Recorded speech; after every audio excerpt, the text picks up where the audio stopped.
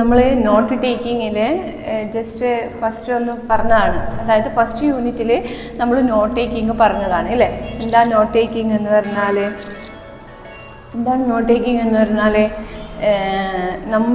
നമ്മളൊരു പാസേജ് അല്ലെങ്കിൽ ഒരു എസ്സേസ് അങ്ങനെയുള്ള ഭാഗങ്ങൾ നമ്മൾ എടുക്കുമ്പോൾ എന്ത് ചെയ്യും, നമുക്ക് മനസ്സിലാക്കാൻ, അതായത് നമുക്ക് മനസ്സിലാക്കാൻ വേണ്ടിയിട്ട് നമ്മൾ പറഞ്ഞിട്ടുണ്ട് അല്ലേ. എന്ത് ചെയ്യും, പോയിന്റ് വൈസ് ആയിട്ട് എഴുതും. മെയിൻ പോയിന്റ്സ്, സെക്കൻഡ് പോയിന്റ്സ്, അങ്ങനെയുള്ള ഭാഗങ്ങളൊക്കെ നമ്മൾ എന്ത് ചെയ്യും, എഴുതും അല്ലേ. അങ്ങനെ എഴുതുമ്പോൾ നമുക്ക് എന്ത് ചെയ്യാം, നമ്മളെ മനസ്സിലേക്ക് കൂടുതൽ അത് ഗ്രാസ്പായിട്ട് നിൽക്കും എന്നുള്ള നോട്ട് ടേക്കിങ് നമ്മൾ ബ്ലോക്ക് ഫസ്റ്റിൽ പറഞ്ഞതാണ്. അപ്പോൾ ഇതിലെന്ന് പറയുന്നത് എന്ന് വെച്ചാൽ നോട്ട് ടേക്കിങ്ങിൻ്റെ സെക്കൻഡ് പാർട്ടിൽ use of tables and diagrams. ഇങ്ങനെയുള്ളത് ഒരു പാസേജിൽ നമുക്ക് എങ്ങനെ ഹെൽപ്പ്ഫുൾ ആവും എന്നുള്ളതിനെ കാണിക്കാനാണ് എന്ത് പറയുന്നത്, ഇതിൽ പറയുന്നത് നമ്മൾ നോട്ട് ടേക്കിങ് 2 പറയുന്നത്. അപ്പോൾ അതിന് ഫസ്റ്റ് ഒന്ന് നോട്ട് ടേക്കിങ് എന്താണ് നമുക്കറിയാം. ഒരു പാസേജ് വായിച്ച് അല്ലേ, അതിൻ്റെ പോയിന്റുകൾ, മെയിൻ പോയിന്റ്, സബ് പോയിന്റ്, അങ്ങനെ നമ്മൾ എഴുതിക്കൊണ്ട് വരുമ്പോൾ നമുക്ക് കൂടി മനസ്സിലാക്കാൻ വേണ്ടിയിട്ടാണ് നമ്മൾ എന്ത് ചെയ്യുന്നത്, നോട്ട് ടേക്കിങ് നടത്തുന്നത്. അപ്പോൾ അതിലുള്ള ഇതിൻ്റെ മെയിൻ കാര്യം എന്ന് വെച്ചാൽ ഇതിൻ്റെ ഓർഗനൈസേഷൻ എന്ന്, ഇത് ഫസ്റ്റ് നോട്ട് ടേക്കിൻ്റെ ഫസ്റ്റ് എന്ന് പറഞ്ഞാൽ ഓർഗനൈസേഷൻ ഓഫ് നോട്ട്സ്. നമുക്ക് നോട്ട് എഴുതുന്നതിന് എന്ത് വേണം, ഒരു ഓർഗനൈസേഷൻ വേണ്ടേ. ഇങ്ങനെ വലിച്ചെഴുതാണ്ട് നമ്മൾ എഴുതുന്ന പാസേജിനെ കുറിച്ചിട്ട് അതിനെക്കുറിച്ച് നമുക്കൊരു കൃത്യമായ ഒരു അവബോധം നമുക്ക് ഉണ്ടാവണം. അപ്പോൾ അതിൽ ഈ ഓർഗനൈസേഷൻ ഓഫ് നോട്ട്സിൽ പറയുന്ന കാര്യം എന്ന് വെച്ചാൽ പാസേജ് ഓഫ് ഗിവിങ് ഇൻഫോർമേഷൻസ്. നമുക്ക് പാസേജ് എന്ത് വരും, നമ്മൾ വായിക്കുമ്പോൾ ആ പാസേജിൽ നമുക്ക് വേണ്ടുന്ന എല്ലാ ഇൻഫോർമേഷൻസും ഏതിൽ ഉൾപ്പെടുത്തിയിട്ടുണ്ടാവും, ഈ പാസേജിൽ ഉൾപ്പെടുത്തിയിട്ട്. അപ്പം നമ്മൾ അതിലെ മെയിൻ പോയിൻറ്റ്സിൻ്റെ അടിയിൽ എന്ത് ചെയ്യുക, ഇങ്ങനെ റെഡിങ്ങിനെ കൊണ്ട് മാർക്ക് ചെയ്യാം. അല്ലാണ്ട് അത് ടേബിൾ വൈസ് ആയിട്ട് അല്ലെങ്കിൽ ഒരു ഡയഗ്രാം വൈസ് ആയിട്ട് നമുക്കത് ഉണ്ടാവില്ലേ. അപ്പോൾ നമ്മളത് എന്ത് ചെയ്യാം, അത് നമുക്കിതിലേക്ക് വരച്ചെടുക്കാനും പറ്റും. അപ്പോൾ ആ പാസേജിനെ നമുക്ക് എന്ത് ചെയ്യാം, മെയിൻ പോയിന്റുകൾ എടുത്തിട്ട് നമ്മൾ എന്ത് ചെയ്യും, ഒരു ടേബിൾ വരയ്ക്കാനുണ്ടെങ്കിൽ അതിൽ വരയ്ക്കുക, ഒരു ഡയഗ്രാം വരയ്ക്കാനുണ്ടെങ്കിൽ അതിൽ ചെയ്യുക. അങ്ങനെയുള്ള കാര്യങ്ങൾ നമുക്ക് ഏതിൽ ചെയ്യാൻ പറ്റും, ഒരു നോട്ട് ടേക്കിങ്ങിൽ ചെയ്യാൻ പറ്റും. അപ്പോൾ അതിൽ തന്നെ കണ്ടക്റ്റുള്ള ഡിസ്ക്രിപ്ഷൻസ്, പിന്നെ ഡിഫറെൻ്റ് എല്ലാ ടോപ്പിക്കുകളും നമുക്ക് എന്ത് ചെയ്യാം, ടേബിൾ വൈസ് ആയിട്ട് ചെയ്യാൻ പറ്റും. നെക്സ്റ്റ് എന്ന് പറയുന്നത് ഓർഗനൈസേഷൻ ഓഫ് ഡയഗ്രാം. എങ്ങനെയാണ് ഒരു പാസേജിൽ ഡയഗ്രാം ഓർഗനൈസ് ചെയ്യുന്നതെന്ന് വെച്ചാൽ അതിന് നമുക്ക് തന്നിട്ടുള്ള പാസേജിലുള്ള മാറ്റർ എന്താണ്, അതിനെക്കുറിച്ച് ഒരു ഫ്ലോ ചാർട്ട് നമുക്ക് ഉണ്ടാക്കാൻ പറ്റും. പിന്നെ എന്ത് ചെയ്യാം, ഒരു ട്രീ ഡയഗ്രാം നമുക്ക് വരയ്ക്കാം. പിന്നെ അത് അല്ലാത്ത പല പിക്ചേഴ്സ് ഉണ്ടാവും, അതൊക്കെ നമുക്ക് വരയ്ക്കാം. അത് എക്സസൈസിൽ ഉണ്ട്. ഇതിൻ്റെ ഒരു ലെറ്റേഴ്സ് അപ്പും കീബോർഡും സെൽഫ് ചെക്കുമാണ് ഉള്ളത്. അപ്പോൾ അതിലെന്ന് വെച്ചാൽ ഇതിൻ്റെ റീഡിങ് മെറ്റീരിയലിൽ വരുന്ന കാര്യം എന്ന് വെച്ചാൽ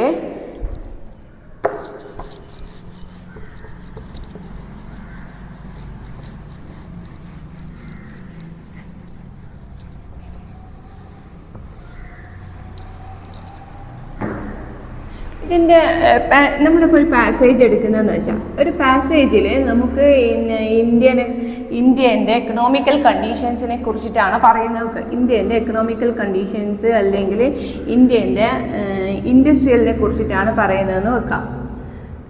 ഇൻഡസ്ട്രിയെ കുറിച്ചിട്ടാണ് പറയുന്നത്. കാർഷികത നമുക്ക് ഏതെങ്കിലും ഒരു ഇൻഡസ്ട്രിയിൽ എടുക്കാം, ഓയിൽ തന്നെ എടുക്കാം. അതിൽ എക്സാമ്പിൾ എന്ന് പറയുന്നത് ഓയിലാണ്. അപ്പോൾ അതിൽ നമ്മളിപ്പം ഇതിന് ഒരു ടോപ്പിക് വൈസ് ഒരു ടോപ്പിക് ഹെഡിങ് കൊടുക്കുക. പിന്നെ നമ്മൾ എന്ത് ചെയ്യുക, നമ്മൾ ഏതിനെ കുറിച്ചിട്ടാണ് ഇങ്ങനെ എഴുതാം. ഓക്കെ, ഇങ്ങനെ എഴുതാം. അപ്പോൾ ഫസ്റ്റ് എന്തൊക്കെ ഓയിലുകളുണ്ട്, കോക്കനട്ട് ഓയിലുണ്ട്, ഗ്രൗണ്ട് നട്ട് ഉണ്ട്. ഞാൻ കുറച്ച് എക്സാമ്പിൾ ആയിട്ടുള്ളത് എഴുതുന്നുള്ളൂ. ബാക്കി സീ ഓയിലുണ്ട്, സീസം ഓയിലുണ്ട്, പിന്നെ അങ്ങനെ എക്സാമ്പിളായിട്ട് ഈ 3 വരയ്ക്കാം. അപ്പോൾ അതിൻ്റെ ക്വാണ്ടിറ്റി ആണെന്ന് വിചാരിക്കാം. ഇതതിൻ്റെ ക്വാണ്ടിറ്റി എഴുതുന്നുണ്ട്, ഇത് പ്രോഡക്റ്റ് എഴുതുന്നുണ്ട്, ഇതതിൻ്റെ കൺട്രി, ഏതൊക്കെ കൺട്രീസിലാണ്, ഏത് ഈ ഇൻഡസ്ട്രി നടത്തുന്നു എന്നുള്ളതിനെ കാണിക്കാനാണ്. അപ്പോൾ കോക്കനട്ട് ഓയിൽ ഒരു ഇത്ര ടണ്ണായിരിക്കുമല്ലോ അല്ലേ, ഇങ്ങനെ എഴുതുകയാണ്. ഇത് എവിടെയാണ്? ഈ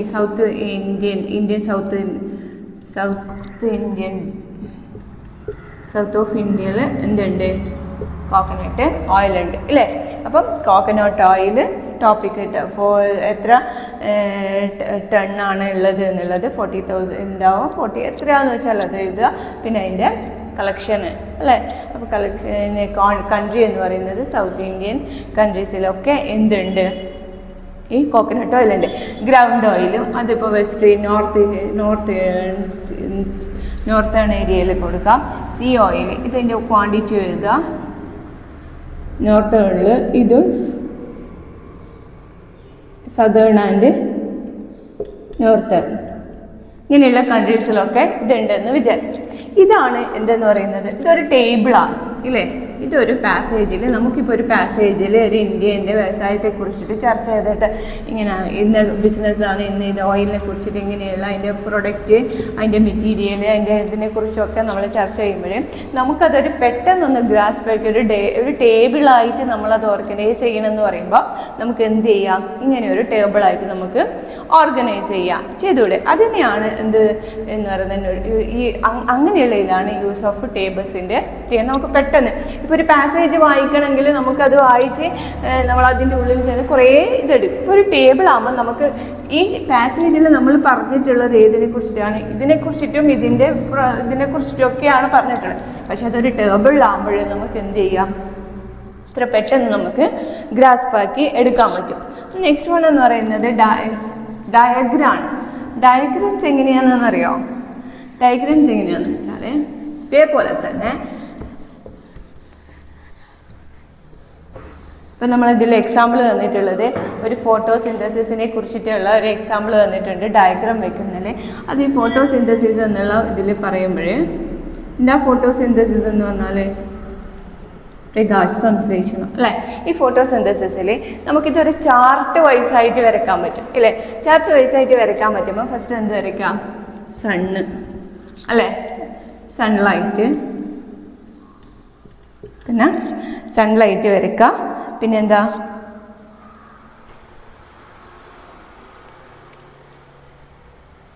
സൺലൈറ്റ്,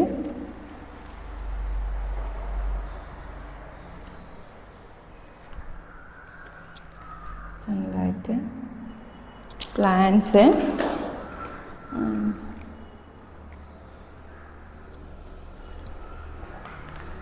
സൺലൈറ്റ്, എനർജി വരുന്നുണ്ട്. പിന്നെ പ്ലാന്റ്സ്,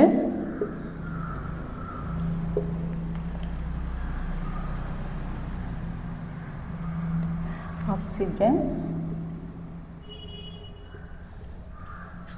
എന്ത് ചെയ്യും? ഓക്സിജൻ ഇത് അറ്റ്മോസ്ഫിയറിലേക്ക് പോകും അല്ലേ. ഓക്സിജനും നൈട്രജനും പിന്നെ തിരിച്ച് കാർബൺ ഡയോക്സൈഡ് ഇങ്ങനെ വരുന്നുണ്ട് ഇല്ലേ. അപ്പോൾ ഇതിൽ നമ്മളിപ്പോൾ ഫോട്ടോസിന്തസിസ് പറയുന്നത്, നമ്മൾ ഫോട്ടോസിന്തസിസിൽ ഒരു പ്ലാന്റ്സിന് സൺലൈറ്റിൽ നിന്നാണ് നമ്മൾ എന്ത് കൊടുക്കുന്നത്? അതിന് വേണ്ടുന്ന എനർജി കൊടുക്കുന്നത് ഇല്ലേ. ആ എനർജിയിൽ നിന്ന് അതിങ്ങനെ ഇതായിട്ടുള്ള കാര്യങ്ങളാണ് ഇതിലേക്ക് കൊടുക്കുന്നത്. എനർജി ഇതിലേക്ക് കൊടുക്കുന്നത്? പ്ലാന്റ്സിലേക്ക് കൊടുക്കുന്നത്. ആ പ്ലാന്റ്സിൽ നിന്ന് അതിൻ്റെ സംശ്ലേഷണം വഴി അതെന്ത് ചെയ്യും? ഓക്സിജൻ ഇതാക്കും. ഓക്സിജനും നൈട്രജനും അതെന്ത് ചെയ്യും? ഇതൊക്കെ കൂടി അറ്റ്മോസ്ഫിയറിൽ പോകും. അറ്റ്മോസ്ഫിയറിൽ നിന്നാണ് കാർബൺ ഡയോക്സൈഡ്. ഇങ്ങനെയൊക്കെ ആ ഒരു പ്രകാശ സംശ്ലേഷണത്തിൻ്റെ അല്ല ഒരു ഫോട്ടോ ഇതിൻ്റെ ഏതിലേക്ക് നടക്കുന്നത്? അപ്പോൾ ഇത് നമുക്കൊരു ഫ്ലോ ചാർട്ടായിട്ട് നമുക്ക് എന്ത് ചെയ്യാം? നടത്താൻ പറ്റും. അതിനെയാണ് എന്തെന്ന് പറയുന്നത്? യൂസ് ഓഫ് ടേബിൾസ് ആൻഡ് ഡയഗ്രാംസിൽ ഏതിനെ പറയുന്നത്? ഇതിൻ്റെ ഫ്ലോ ചാർട്ടിൽ പറയുന്നത്. ഓക്കെ, ഇത് മനസ്സിലായിനല്ലോ അല്ലേ? ഒന്നുകൂടെ പറഞ്ഞുതരാം.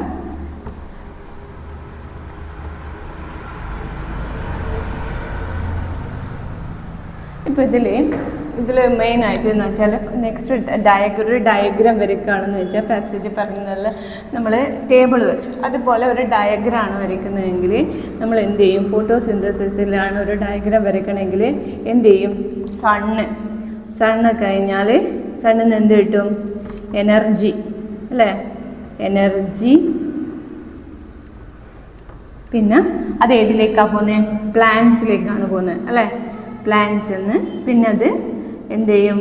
ഓക്സിജൻ, നൈട്രജൻ ഇങ്ങനെയുള്ള അല്ലേ? ഹൈഡ്രജൻ ഇല്ല, ഹൈഡ്രജൻ. Okay, hydrogen. പിന്നെ അത് എവിടെയാണ്? അറ്റ്മോസ്ഫിയറിലേക്ക് പോവും അല്ലേ? അറ്റ്മോസ്ഫിയറിൽ പോവും. പിന്നെ അതെന്തായിട്ട് വരും? കാർബൺ ഡൈ ഓക്സൈഡായിട്ട് വരുന്നത് അല്ലേ? ഇതൊരു ചാർട്ട് വൈസിൽ നമുക്ക് ചെയ്യാൻ പറ്റും. അപ്പം അതിന് ഇങ്ങനെയുള്ളതിനെ നമുക്ക് ഒരു ചാർട്ട് വൈസായിട്ട് നമുക്ക് മനസ്സിലാക്കിയെടുക്കാൻ ഇതിൽ കഴിയും. നോട്ട് ടേക്കിങ്ങിൽ ഉള്ള ഡയഗ്രാംസിൽ നമുക്ക് മനസ്സിലാക്കിയെടുക്കാൻ പറ്റും. ഓക്കെ, ഇപ്പം ഇത് കൂടാതെ നമ്മളിപ്പോൾ നമ്മൾ അന്തരീക്ഷത്തിൻ്റെ ഘടന എന്ന് വിചാരിക്കാം അല്ലേ? പല പല തട്ടുകളായിട്ട് ഇങ്ങനെ അറ്റ്മോസ്ഫിയർ ഓരോ ഇതായിട്ട് നമുക്ക് അന്തരീക്ഷത്തിൽ ഓരോരോ പാളികളുണ്ട് ഇല്ലേ? ആ പാളികളേക്ക് ഒരു ചാർട്ട് വൈസിൽ അല്ലെങ്കിൽ ഒരു ഡയഗ്രാം വൈസിൽ വരയ്ക്കണം എന്നുണ്ടെങ്കിൽ നമുക്ക് ഇത് വരയ്ക്കാൻ പറ്റും.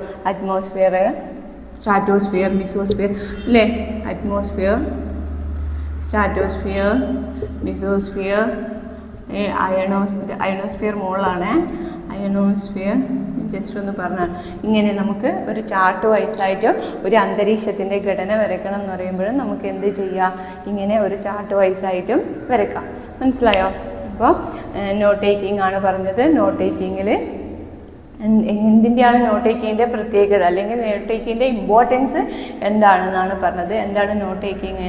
നമ്മൾ പഠിച്ചിട്ടുള്ള കാര്യങ്ങൾ അല്ലെങ്കിൽ നമ്മൾ വായിച്ചിട്ടുള്ള കാര്യങ്ങൾ നമുക്ക് പെട്ടെന്ന് മനസ്സിലാക്കാൻ വേണ്ടിയിട്ട് ഗ്രാസ്പ് ചെയ്തെടുക്കാൻ വേണ്ടി നമ്മളത് എവിടെയെങ്കിലും രേഖപ്പെടുത്തും അല്ലേ? ആ രേഖപ്പെടുത്തിയെടുക്കുന്ന പാരഗ്രാഫുകൾ നമുക്ക് എന്ത് ചെയ്യാം? ഒരു ടേബിൾ വൈസായിട്ട് അല്ലെങ്കിൽ ഒരു ഡയഗ്രാം വൈസായിട്ട് നമുക്ക് കൂടുതൽ ഒന്നും കൂടി മനസ്സിലാക്കിയെടുക്കാൻ പറ്റും. അപ്പോൾ അതിന് എന്ത് യൂസ് ചെയ്യാം? ഈ ടേബിൾസും ഡയഗ്രാംസും ഒക്കെ നമുക്ക് യൂസ് ചെയ്യാൻ പറ്റും. അപ്പോൾ ടേബിൾസ് ഒരു പാസേജ് വായിച്ച് അതിൽ നിന്നുള്ള മെയിൻ പോയിന്റുകൾ നമ്മൾ എടുക്കും, മെയിൻ പോയിന്റ് എടുക്കും, സബ് പോയിന്റ് എടുക്കും. അങ്ങനെയുള്ള അനാവശ്യമായിട്ടുള്ളത് നമ്മൾ എന്ത് ചെയ്യും? തള്ളിക്കളഞ്ഞ് അതിൽ മെയിൻ പോയിന്റും സബ് പോയിന്റ്സും ഒക്കെ എടുത്തിട്ട് നമുക്ക് എന്ത് ചെയ്യാം? ഒരു ടേബിൾ വരയ്ക്കുക. അപ്പോൾ ആ ടേബിൾ നമ്മൾ നോട്ട് എഴുതി വെച്ചാൽ നമുക്കത് എന്ത് ചെയ്യാം? കൂടുതലൊന്നും കൂടെ പെട്ടെന്ന് മനസ്സിലാക്കിയെടുക്കാൻ പറ്റും. പിന്നെ ഇങ്ങനെ ഒരു ചാർട്ടുകളൊക്കെ വരച്ച് കഴിഞ്ഞാൽ ഈ ചാർട്ടൊന്ന് നമുക്ക് പെട്ടെന്ന് ഇപ്പോൾ ഇതൊരു ഫോട്ടോസിന്തസിസിൻ്റെ ഒരു ഇതാണെങ്കിൽ ഒരൊറ്റ നോട്ടത്തിൽ നമുക്കിത് മനസ്സിലാക്കാൻ പറ്റും. ഇത് അറ്റ്മോസ്ഫിയർ, ഇത് നമ്മളെ അന്തരീക്ഷത്തിൻ്റെ ഓരോ തട്ടുകളാണെങ്കിൽ നമുക്കൊരു ഫ്ലോ ചാർട്ട് പോലെ ഇത് വരച്ചിട്ടുണ്ടെങ്കിൽ, ഒരു ഡയഗ്രാം പോലെ വരച്ചിട്ടുണ്ടെങ്കിൽ ഇത് നമുക്ക് പെട്ടെന്ന് മനസ്സിലാക്കിയെടുക്കാൻ വേണ്ടിയിട്ട് പറ്റും അല്ലേ? അപ്പം ഇത്രയാണ് നോട്ട് ടേക്കിങ്ങിൽ പറഞ്ഞത്. അപ്പോൾ അത് മനസ്സിലായി കാണുമെന്ന് വിചാരിക്കുന്നു. അപ്പോൾ ഇത് രണ്ടും, അപ്പോൾ നമ്മൾ ഈ പാസേജും ഇതൊക്കെ വായിക്കുമ്പോൾ പാസേജിൽ നമ്മൾ കൂടുതൽ എന്ത് ചെയ്തിട്ടുണ്ടാവും? അതിനെ കൂടുതൽ എലാബറേറ്റ് ചെയ്ത് എഴുതി വെച്ചിട്ടുണ്ടാവും അല്ലേ? അപ്പോൾ ആ എലാബറേഷൻ കുറച്ചിട്ട് നമുക്ക് എന്ത് ചെയ്യാം? കുറച്ച് നമ്മുടെ മെയിൻ പോയിന്റുകൾ മാത്രം നമുക്ക് ഇതിൽ കൊണ്ടുവരാൻ പറ്റും. ഏത് യൂസ് ചെയ്യുമ്പോൾ? ടേബിൾസും ഡയഗ്രാംസും യൂസ് ചെയ്യുമ്പോൾ നമുക്കത് ഇതിലേക്ക് തിരിച്ചു കൊണ്ടുവരാൻ മനസ്സിലാക്കിയെടുക്കാനും കൂടി പറ്റും അല്ലേ? അപ്പോൾ ഇതിൻ്റെ എല്ലാം എക്സ്പീരിയൻസ് ഞാനൊന്ന് ജസ്റ്റ് ഒന്ന് സൂചിപ്പിച്ചു. പ്രകാശ് ഫോട്ടോസിന്തസിസൊക്കെ നമ്മൾ സ്കൂളിൽ തൊട്ടേ പഠിക്കുന്നതാണ്. അപ്പോൾ അത് ഞാൻ ജസ്റ്റ് ഒന്ന് പറഞ്ഞതേ ഉള്ളൂ. ഇതൊക്കെ നമ്മളെ പാസേജിൽ തന്നിട്ടുള്ള എക്സാമ്പിൾസിൽ ഉണ്ട്. അപ്പോൾ അതൊക്കെ ചെയ്യാം. ഓക്കെ.